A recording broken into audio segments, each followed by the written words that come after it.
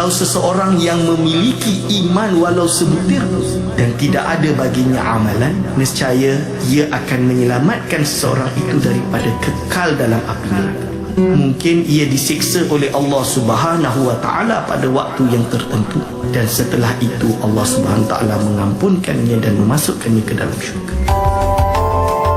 Mari menghayati pengajian ilmu akidah bersama Ustaz Dr. Aiman Al-Akiti pada setiap hari Khamis jam 5.10 petang, semestinya di IKIM Inspirasi Inforia Islami.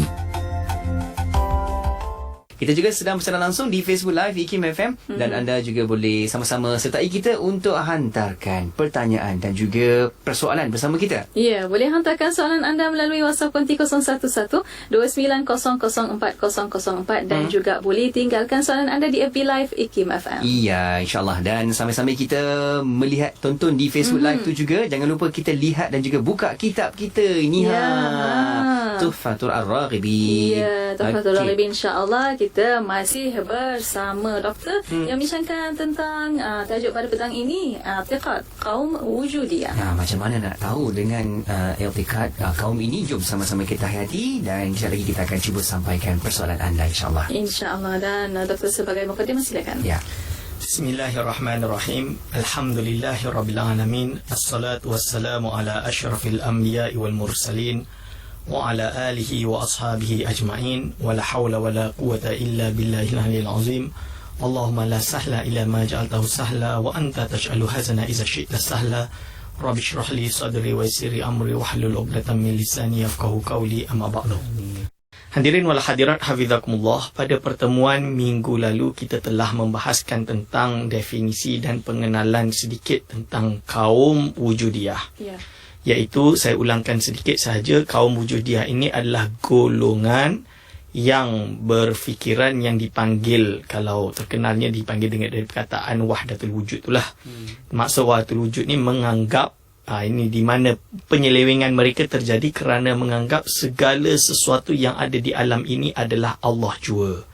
Kerana apa? Bagi dia yang wujud hanya Allah, berarti gunung ni Allah, diri dia ni Allah, langit ini Allah, semua ni Allah. Jadi bila dia anggap seperti itu, maka tidak lain tidak bukan dia telah menganggap bahawa Tuhan itu adalah makhluk, dan makhluk itu adalah Tuhan.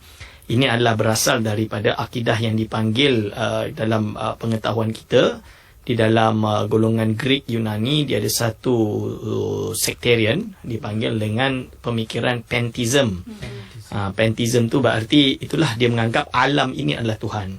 Jadi nature, mother nature kan. Cari ni orang guna istilah mother nature, tapi zaman dulu tu pantheism tu anggap bahawa alam ni adalah Tuhan. Dan ini jelas-jelas yang batil dan haram. Bukan haram saja, boleh menyebabkan kufur yang jelas. Kerana apa? Menyamakan makhluk ini dengan Allah, atau menganggap makhluk itu adalah Tuhan, dan itu adalah batil. Jadi lalu mu'alif berkata pada selanjutnya, maka qala mu'alifur rahimahullah wa nafa'ana bihi wa bi ulumihi amin.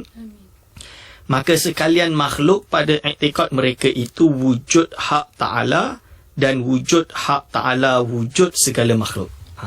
Itu tempat dia. Jadi bagi mereka makhluk pada i'tiqad mereka itu wujud Allah Ta'ala itu berada pada makhluk, dan wujud hak Ta'ala itu wujud segala makhluk. Itu. Maka mereka telah mengisbatkan keesaan hak Ta'ala di dalam wujud segala makhlukat. Jadi justru bagi dia bahawa Allah SWT ini esa pada setiap makhlukat. Jadi ini semua Allah. Jadi ini adalah makhlukat tu dari perkataan makhluk. Makhluk tu yang diciptakan. Makhlukat berarti iaitu makhlukat lah, yang creations lah, semua yang telah diciptakan ini oleh Allah SWT.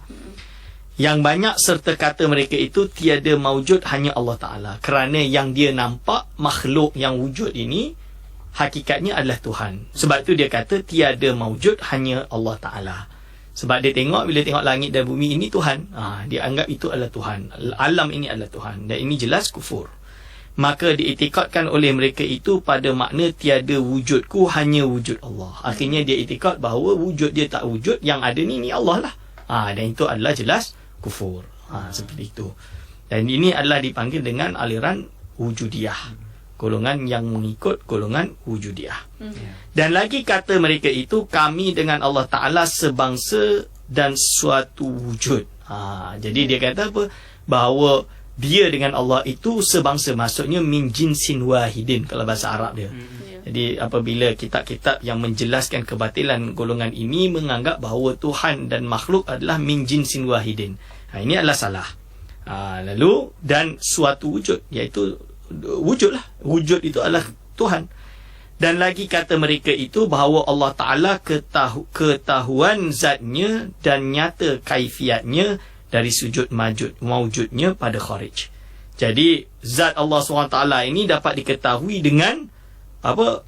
Dengan kezahiran, kewujudan pada zahir. Jadi maksud dia, bila dia tengok gunung, inilah Allah. Contoh dia. Dia mengisbatkan gunung itu adalah Tuhan dan lainnya. Dan pada zaman dan makan, iaitu jadi Tuhan itu kalau dia itikad seperti ini, dia akan anggap bahawa Allah SWT ini bertempatlah, hulul dalam erti bertempat. Ada tahayus. Tahayus iaitu gunung dapat tengok dia ada tempat, dan ada zaman dia boleh berubah dari tinggi jadi rendah, rendah jadi tinggi, gunung tinggi kena potong jadi kecil. Contoh dia. Kalau dia kata Tuhan itu alam-alam itu adalah Tuhan, berarti dia pantheism lah.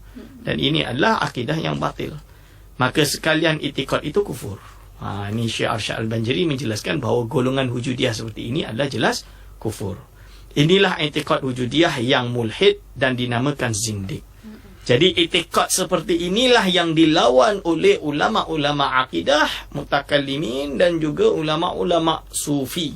Ulama tasawuf juga melawan golongan seperti ini. Seperti Imam Ghazali juga menolak pemikiran yang menganggap seperti itu. Maka ini dipanggil dengan golongan itikad wujudiyah yang mulhid dan dinamakan zindik. Berarti jatuh kufur lah. Ini adalah jelas-jelas akidah yang batil. Tapi ada juga golongan yang dituduh sebagai wahdatul wujud, walaupun nama tersebut tidak dipakai, kerana mereka lebih guna nama dengan istilah tauhid. Dia orang guna mereka ahli tauhid. Kerana apa?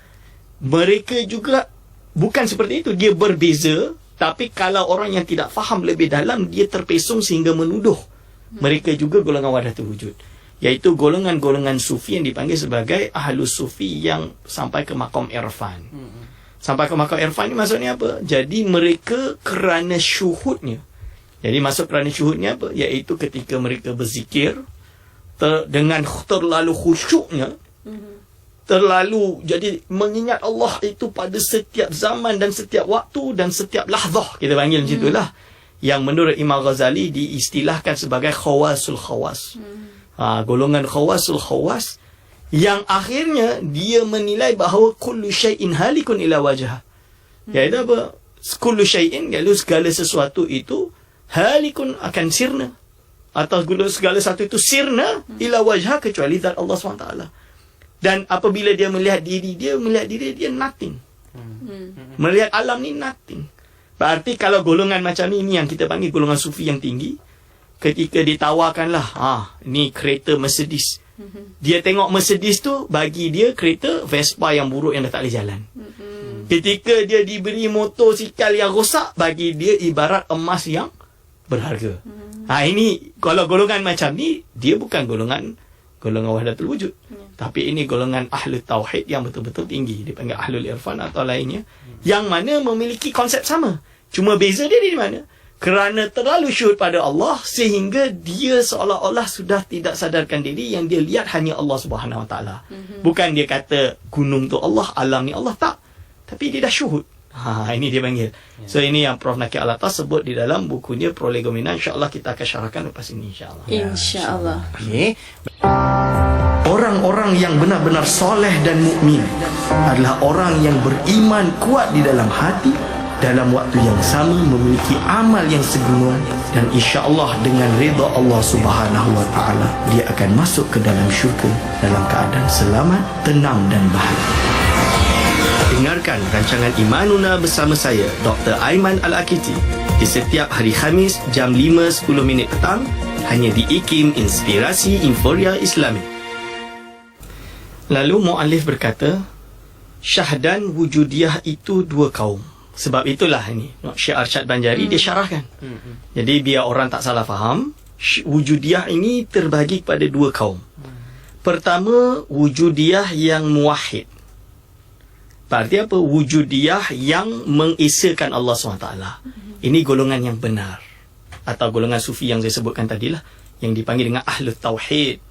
Muwahhidun berarti golongan Ahlul Tauhid. Yang kedua, wujudiyah yang mulhid. Mulhid itu maksud dia orang yang telah melakukan suatu keingkaran terhadap Allah. Kufur lah. Melakukan suatu kekufuran terhadap Allah. Jadi dia tak percaya dengan Allah SWT. Dan ini jelas kufur. Dan ini yang kedua inilah yang dimaksudkan oleh mu'alif di awal tadi, golongan wujudiyah yang sesat. Yang bukan hanya sesat tapi jatuh kufur kerana dia samakan alam ini dengan Allah. Bila dia lihat alam, dia kata inilah Tuhan. So ini adalah dua kaum yang berbeza, walaupun istilah dia hampir sama tapi ada beza. Sebab tu kena bezakan antara keduanya. So golongan yang pertama atau yang disebut sebagai wujudiyah muwahhid, ini adalah golongan-golongan sufi ahlu tauhid yang di dalam perbuatan zikir mereka, ibadah mereka terlalu kuat dan istimrar. Jadi terus menerus menyebabkan mereka terjadinya kashfu wal wijdan, iaitu terbuka kasyaf dan wijdan di dalam jiwa mereka, sehingga merasakan hudur Allah Subhanahu Wa Taala pada setiap waktu dan setiap detik dalam kehidupan dia. Ini.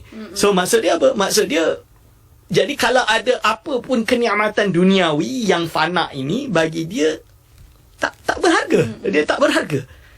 So contoh dia seperti Syekh Abu Yazid Al-Bustami, sebab itu dia keluar syatahat. Syatahat ini kalam-kalam sufi yang tak dapat difahami. Contoh dia subhani ma'azama anni. Maha suci aku, tidak ada yang lebih agung daripada aku. Ini kalau kita dengar kufur ni. Dan nak buat macam mana? Dia tengah syatahat. So dia tengah, otak dia tengah macam hilang, you know. Dia tidak berada dalam dunia alam kesadaran. Tapi alam dalam keadaan bahasa Arab dia sakar, iaitu mabuk dalam cinta dengan Allah Subhanahu Wa Taala. So dalam kes seperti ini, orang seperti ini tak boleh nak dihukum. Sebab dia seperti orang yang hilang akal. Orang yang hilang akal, mana boleh kita nak hukum dia buat apa? Ustaz kalau minum khamar pun hilang akal, tak boleh dihukum. Itu lain. Dia minum tu adalah salah. Sebab tu dia hilang akal. So itu jelas salah. Tapi ini lain. Dia tengah ibadah tapi Allah anugerahkan dia wijdan. Dan juga kasyaf. So nak buat macam mana? Tak boleh. Tapi perlu dijelaskan bahawa golongan seperti ini, tanda utamanya segala jenis duniawi itu tidak ada harganya. Kalau ada orang ngaku saya ni golongan macam ni lah, tapi macam normal, minta duit, nak kereta sedap, kalau kereta Mercedes tak nak lah naik, mesti BMW, contoh dia, baju kena mahal, ini tanda dia bohong, dia bukan ahlul kasyaf tadi, bukan ahlul tauhid. Sebab kalau betul-betul golongan ahlul tauhid ini, dia dah tak kisah dah pakai slipper terbalik sebelah, yang kanan terbalik kot sebelah, dia tak kisah. Dia pakai sarung je ke, dan mereka justru ibadah dia mesti sangat tinggi. Jadi kalau solat tu tak payah cakap lah. Memang sunat tu, kalau solat tahajud tu 100 rakaat setiap malam. Contoh dia. Maksudnya kalau baca Quran ni satu hari satu Quran. Kerana apa? Bagi mereka kalau 1 minit tidak berzikir, tidak berzikir kepada Allah, tidak ingat Allah, dia rasa rugi. Sebab itu sampai kepada derajat kullu syai'in halikun illa wajah. Untuk mencapai pada derajat ini, derajat yang muwahhid tadi, sebab itulah salah seorang ulama besar alam Melayu, iaitu Syekh Wan Daud Al-Fatani, dia karang kitab nama dia Al-Manhalu As-Safi. Ini kitab dia lah, Manhalu As-Safi, yang dicetak oleh Khazanah Fataniyah. Dari sini dia kata, dimulai dengan contoh dia, ma ra'aitu syai'an illa wa ra'aitu Allah fihi. Maksud dia apa? Orang sufi seperti ini, dia tidak melihat sesuatu itu sebagai sesuatu, yang dia lihat adalah Allah berada pada perkara tersebut. Jadi jangan faham Allah itu tahallul dengan benda tu, tak. Jadi dengan melihat alam ini, dia boleh tadabbur. Itu maksud dia. Kalau kita tengok bahasa Arab, wa illa wa ra'aitullaha fihi, maksud dia ialah kalau kita tengok gunung yang tinggi, macam mana Allah agungnya boleh menciptakan gunung yang besar. Bila dia tengok matahari, Masya Allah, teriknya matahari. Bayangkan kalau Allah siksa kita kena matahari je dah panas. Contoh dia tu. Ini yang dia maksud. Bukan berarti dia kata matahari itu Tuhan, atau Allah ni duduk dalam matahari. Tak, dia tak kata macam tu. Kalau orang tak faham, maka dia akan tuduh macam-macam. Dan golongan seperti ini, yang ahli tauhid yang berada pada derajat yang tinggi ini, dia mula dengan itu kerana apa? Kerana Allah SWT telah berfirman, iaitu apa? Sanurihim ayatina fil afaqi wa fi anfusihim hatta yatabayyana lahum annahul haq. Kami akan menunjukkan kepada mereka tanda-tanda kebesaran aku, iaitu Allah, iaitu di langit, kan? Dan juga maksud dia dengan cosmological evidence, langit, bumi dan lain-lain. Fil afaqi cosmological evidence, wa fi anfusihim, dan pada jiwa mereka sendiri. Ini yang datang suatu athar, ada yang kata ni bukan hadis, dan yang sahih dia bukan hadis, dia adalah qaul ulama salafus soleh, iaitu man arafa nafsahu arafa rabbahu. Siapa yang kenal diri dia, dia akan kenal Allah. Jadi ulama Imam Suyuti kata ini adalah qaul salafus soleh. Tapi Imam Ghazali quote kalam ini sebagai salah satu cara untuk mengenal Allah SWT. Sebab itu ulama mutakallim seperti Imam Ibn Tilimsani mengatakan bahawa Imam Fakhruddin Ar-Razi ada 4 cara untuk mengenal Allah. Salah satu dia adalah dia panggil dengan mengenal anfus, bidalilil anfus, dia kan, dalilul anfus. Ini. Lalu setelah itu bila dia dah tadabbur, dia berzikir, dia takut dengan maksiat, dia tak nak buat maksiat, dia menjauhi, dia mendekati ibadah, dia berusaha untuk mencari bersama Allah, makin lama sampai derajat khawasul khawas, yang mana dia tahu bahawa hakikatnya yang benar-benar wujud secara hakiki hanya Allah SWT. Kerana apa? Segala sesuatu selain ini wujud dia adalah majazi saja. Maksud majazi ini, dia akan fana, dia akan sirna, tak ada guna. Dan ketika itulah dia dah dikelabui dalam hal dunia. Hanya yang dia lihat adalah zat Allah Subhanahu Wa Taala. Maksud dia yang dia hudur dalam hatinya hanya Allah Subhanahu Wa Taala. Maksud dia hudur tu. Jadi ini yang disebut oleh Imam Ghazali. Berbeza dengan golongan mulhid yang wahdatul wujud, dia kata ini Tuhan, ni Tuhan, ni Tuhan, ni Tuhan, ni Tuhan. Itu dah salah. Ini pantheism yang batil. Dan golongan ini yang dimaksud dengan golongan yang juga ada bahagian sektarian daripada batiniyah, yang dipanggil sebagai golongan yang wujudiyah, yang mulhid. Dan ini disebut oleh banyak ulama-ulama dari negara-negara, dari ulama daripada barat maupun timur. Masuk barat ni ulama-ulama Gharbul Islami, di barat Islam, di Al-Azhar, di Qarawin, Syekh Ibnu Ajibah, kita kenal Syekh Abu Hasan Al-Syadzili, kan? Sampai ke ulama yang di timur seperti Syekh Nuruddin Ar-Raniri dan lain-lain. Mereka semua menerima konsep iaitu wujudiyahnya ada 2, seperti yang disebut oleh Syekh Arsyad Panjari. Maka wujudiyah yang muwahhid itu adalah sekalian ahli sufi yang sebenarnya. Ini Syekh sebut. Jadi ahli sufi yang sebenarnya ini yang dipanggil dengan golongan muwahhid. Dan dinamai mereka itu wujudiyah kerana bahasan, perkataan dan itikad mereka itu pada wujud Ta'ala, Allah Ta'ala. Jadi mereka kata wujud, ini Allah SWT wujud. Bila Allah SWT betul-betul wujud, kadang-kadang ada orang Muslim, dia Muslim, tapi dia tak takut buat maksiat. Kenapa? Afillahi syakun. Jadi apakah pada Allah ada syak? Allah tanya. Bagi mereka macam dia tak merasa kewujudan Allah tu, tak rasa. Jadi buat dosa tu tak takut lah. Itu contoh dia. Jadi tak tahakuk. Tak tahakuk, tidak betul-betul kukuh dalam beriman bahawa Allah SWT itu wujud. Mereka masih ragu-ragu. Tapi kalau orang yang sufi yang sebenar, mereka memang takut. Setiap detik dalam bilik seorang pun takut nak buat maksiat. Sebab apa? Dia tahu kalau orang lain tak nampak, Allah Maha nampak. Ini yang dipanggil dengan maqam ihsan. Ini yang dipanggil maqam ihsan. So itu kena faham betul-betul, insya-Allah. InsyaAllah. Alhamdulillah. Mona, kita akan sambung lagi berkaitan dengan tajuk ini, insya-Allah. Alhamdulillah. Masih bersama Destinasi IKIM pada waktu ini bersama untuk rancangan Imanuna. Iya, Imanuna bermaksud iman kami. Kita masih lagi nak menghayati pengajian menerusi kitab Tuhfah Ar-Raghibi ni. Okey, dan juga kita berada di tajuk I'tiqad Kaum Wujudiyah. Kita nak sambung lagi bersama dengan tetamu kita Al-Fadhil Ustaz Dr. Aiman Al-Akiti. Silakan Ustaz.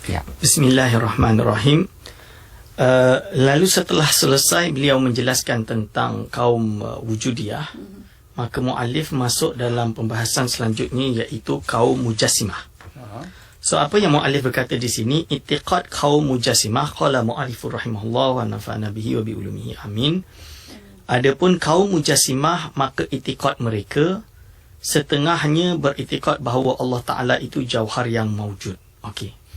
Jadi kita boleh nampak bahawa kita kena membahas golongan dari perkataan mujassimah yang asal usulnya datang secara bahasa dari perkataan jassama yujassimu tajsiman. Maksud dia kalau kita terjemahkan jassama dari perkataan jismun. Jismun tu apa? Jisim lah bahasa Melayu. Dan bahasa Melayu dah mengambil daripada bahasa Arab. Sebab tu saya kata orang Melayu ni, bahasa Melayu ni tak boleh lepas dari bahasa Arab. Ini. Jadi jisim. Jisim ni apa? Jismun. Jismun ini adalah yang disebut tadi, iaitu jauhar yang wujud. InsyaAllah kita akan syarahkan nanti. Maka golongan mujassim dari perkataan jassama, dia telah menjisimkan. Fahuwa mujassimun berarti dia yang menjisimkan. Maksud dia apa? Golongan ini telah menjisimkan Allah Subhanahu Wa Taala, atau menganggap bahawa Allah SWT itu berjisim. Kalau dia kata Allah SWT ini berjisim, maka faqad kafara. Maka boleh jatuh kufur kalau dengan makna jisim-jisim yang soreh. Itu insyaAllah kita akan syarahkan pada pembahasannya, insyaAllah pada minggu-minggu, pada pertemuan yang akan datang. So inti dia golongan mujassim ini, atau dipanggil juga mujassimah, mereka ini adalah golongan di dalam bahagian di dalam orang Islam yang beranggapan bahawa Allah SWT itu berjisim. Maka i'tiqad yang batil di kalangan mereka, yang pertama adalah setengahnya beriktikad bahawa Allah Ta'ala itu jauhar yang mawjud. Jadi setengah daripada golongan mujassimah ini i'tiqad bahawa Allah Ta'ala itu jauhar yang mawjud. Apakah itu jauhar? Jauhar ini kalau dalam istilah ulama ahli kalam adalah substance atau sesuatu yang paling kecil yang tidak dapat dipecahkan lagi. Dipanggil dengan jauharul fard. Substance yang paling kecil lah yang dah tak boleh dipecahkan lagi. Atau kadang ahli fizik menggunakan istilah atom. Tapi kita tak nak memutlakkan terjemah tersebut sebab mungkin nanti tatawur ilmu itu akan memerlukan terjemahan yang lain. So kita bagi jauhar lah. So kenapa tak terjemahkan jauhar? Kita guna bahasa Arab supaya kita tak lost in translation. So kita stay to the istilah yang ulama pakai zaman dulu. Jadi kalau dia kata Allah ini jauhar, ini jelas batil. Kenapa batil? Jauhar ini kita, contohnya kita ni. Kita ini terbina daripada ratusan ribu jauhar, partikel-partikel kecil yang kita bersatu, kita jadilah fizik seperti ini. Betul. Yang mana ketika kita datang daripada jauhar, dia ada law dia ada hukum dia. Hukum dia apa? Iaitu dia akan bertempat, dia akan ada zaman, dia akan tahayuz lah kita panggil, iaitu mengisi ruang kosong, dan dia boleh untuk dilekati atau dihinggap oleh sifat yang baru datang, aradi, seperti naik, turun, bergerak, diam, kan, membesar, mengkecil, contoh dia. Ini adalah jenis jauhar, dan Allah SWT mesti disucikan daripada jauhar. Kerana apa? Allah SWT Esa, dia tidak akan fana, dia tidak akan berubah, dia tidak berhajat pada segala sesuatu, tapi segala sesuatu berhajat kepadanya.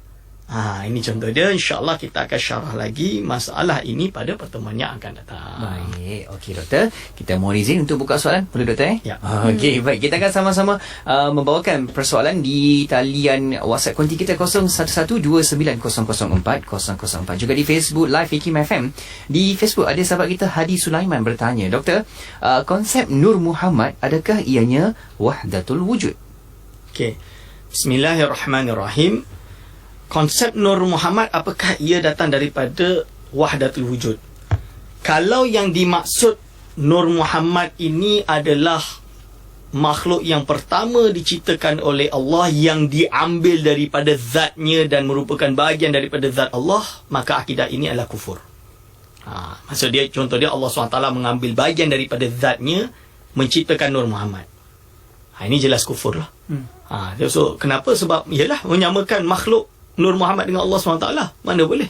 Dan Allah SWT ni bukan suatu yang kuli yang boleh yatajazza. Ini tak boleh kata macam tu. Itu jelas kufur, akidah seperti itu. Akan tapi kalau yang dimaksud dengan Nur Muhammad adalah makhluk yang Allah SWT ciptakan, kan? Ciptakan, maka ini adalah jelas betul. Kerana apa? Dalam Al-Quran jelas mengatakan qad ja'akum minallahi nurun, iaitu sungguhnya telah datangkan kepada kamu daripada Allah nur. Dan apa yang dimaksud dengan nurun di sini? Syekh Wan Daud Al-Fatani mensyarahkan iaitu Muhammad dalam kitab Manhajus Safi.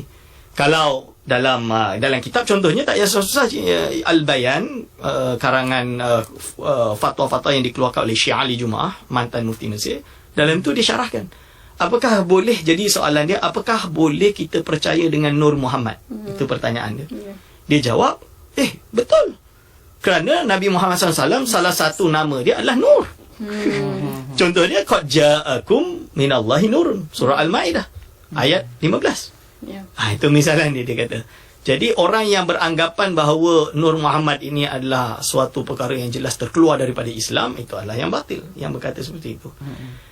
Lalu pertikaian kedua, apakah dia adalah makhluk yang pertama? Ini khilaf lah di kalangan ulama. Ada yang menganggap awal tu adalah nisbiyah. Nisbiyah tu nisbi tu tergantung. Yang paling awal di kalangan Nur Muhammad. Ada yang kata kolam, ada yang kata air, ada yang kata arsh. Khilaf terjadi di kalangan ulama, seperti banyaklah ulama-ulama besar, Syekh Wali Allah Dahlawi dan lain-lain tu cuma syarahkan. Ini. Dan kita kena tahu Allah SWT juga berfirman, Allahu nurus samawati wal ard. Kerana apa? Kerana Allah dalam surah An-Nur, Allah SWT ini yang menerangkan segala langit dan bumi. Dia terangkan dengan siapa? Iaitu dengan menciptakan Nabi Muhammad SAW. Ini contohnya. Ini. Jadi konsep tersebut tak boleh jawab macam itulah. Dia kena panjang cerita dia lagi. Itu insya-Allah. Baik. Okey, berikutnya ada lagi soalan yang kita dapat di sini. Yang bertanyakan di WhatsApp konti pula, macam mana nak beza ahli sufi dan golongan tasawuf, Doktor? Kalau yang dimaksud dengan ahli sufi atau as-sufi, itu adalah orang yang mengamalkan tasawuf. Kerana tasawuf tu ilmu. So orang yang mengamalkan ilmu tasawuf fahuwa sufiyun. Dia adalah seorang sufi. Contoh dia fiqh. Ini adalah ilmu fiqh. Orang yang pakar dalam bidang fiqh dipanggil faqihun. Seorang yang ahli fiqh. Ahli akidah, contoh ilmu akidah, orang yang ahli dalam ilmu akidah dipanggil ahlul akidah atau mutakhassis fil akidah atau wahwa al-aqadi. Dia tu seorang yang pakar ahli akidah. Itu contoh dia. So macam mana nak bezakan? Tasawuf itu ilmu, orang yang bergiat dalam ilmu ini dan pakar dalam ilmu ini dipanggil sufi. Tapi yang perlu dihati-hati, dia bukan sufi tapi mutasawwifah. Golongan yang mendakwa-dakwi dia itu sufi. Padahal dia bukan sufi. Ini kita kena jauhi. Dan kita juga kena jauhi juga orang yang dituduh sebagai mutasawwifah. Maksud dia bukan dituduh tu. Ada orang yang suka menuduh orang ini mutasawwifah. Jadi orang tu soleh dan lain-lain, hanya kerana tak faham akhirnya mengkafirkan orang, menyesatkan orang. Itu pun tak boleh juga. Jadi kita kena hati-hati semua jenis golongan yang suka radikal ni lah. Sikit-sikit hentam sana hentam sini, ini kita kena jauhi, insyaAllah. Okey, kita dah hampir sampai di hujung pertemuan, Doktor. Namun di hujung ni mungkin ada kesimpulan yang boleh kita buat dengan tajuk ini, Doktor. Silakan. Bismillahirrahmanirrahim. Kesimpulan yang ingin disampaikan pada pertemuan hari ini adalah, jadi golongan wujudiyah yang sesat lagi jatuh kufur adalah golongan-golongan yang percaya bahawa alam ini Tuhan. Ini jelas dipanggil dengan pantheism. Ini adalah golongan yang sesat dan kufur. Tapi of course lah kita tak boleh kufurkan dia, itu kena mahkamah lah yang urus. Kita hanya menyebutkan idea tersebut. Okay. Dan golongan pula ada golongan yang hampir sama tapi bukan seperti itu. Sebenarnya jauh beza. Iaitu golongan yang betul-betul sufi, yang betul-betul ibadah sampai derajat yang tertinggi. Dipanggil dengan golongan yang ahlul irfan tadi ataupun ahlul tauhid. Dia panggil diri mereka sebagai muwahhid. Maka ini yang dipanggil oleh Syekh Arsyad Banjari sebagai golongan wujudiyah yang muwahhid. Dan golongan seperti ini adalah golongan wali-wali Allah, yang jangan sampai kita masuk di dalam golongan-golongan yang menjadi musuh kepada wali-wali Allah, kerana Allah SWT telah menghalalkan untuk diperangi orang seperti ini. Ini. Baik. Itu insya-Allah aku qauli hadza astaghfirullah li wa lakum. Alhamdulillah. Terima kasih doktor atas perkongsian pada petang ini. InsyaAllah apa yang kita ada di sini, kita lebih banyak kefahaman, lebih banyak tahu dan lebih berada di jalan yang benar. InsyaAllah. InsyaAllah. Ya. Terima kasih banyak doktor atas pencerahan untuk petang ini. Jazakallah kulla khair. InsyaAllah doktor, kita jumpa lagi. Assalamualaikum. Waalaikumsalam warahmatullahi wabarakatuh. Syukur, Alhamdulillah. Para pendengar, untuk anda kekal setia bersama kami hanya di IKIM, Inspirasi Inforia Islami.